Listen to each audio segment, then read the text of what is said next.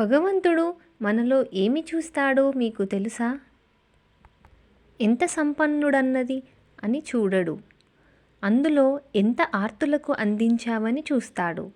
ఎన్ని శాస్త్రాలు చదివావు అన్నది చూడడు. అందులో ఎంత ఆచరించామన్నది చూస్తాడు. ఎన్నెన్ని కార్యాలు చేస్తావన్నది చూడడు. అవి ఎంత ఆదర్శంగా నిర్వహించారు అన్నది చూస్తాడు. ఎంతమంది మన చుట్టూ ఉన్నారన్నది చూడడు. మన కోసమై ఎందరు నిలబడ్డారు అని చూస్తాడు. ఎన్నేళ్ళు బ్రతికావన్నది కాదు, ఎలా బ్రతుకు సార్థకం చేసుకున్నావు అన్నది చూస్తాడు.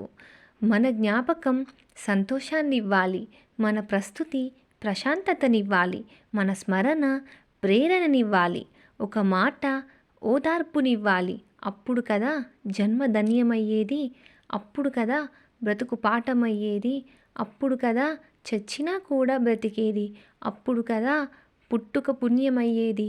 మళ్ళీ పుట్టుకే లేని పనులు చేద్దాం. మరొకరైనా మన కోసం ప్రార్థించేలా, ఎవరో ఒకరైనా గుర్తుంచుకునేలా ఎప్పుడో అప్పుడు మంచి పని చేసేద్దాం.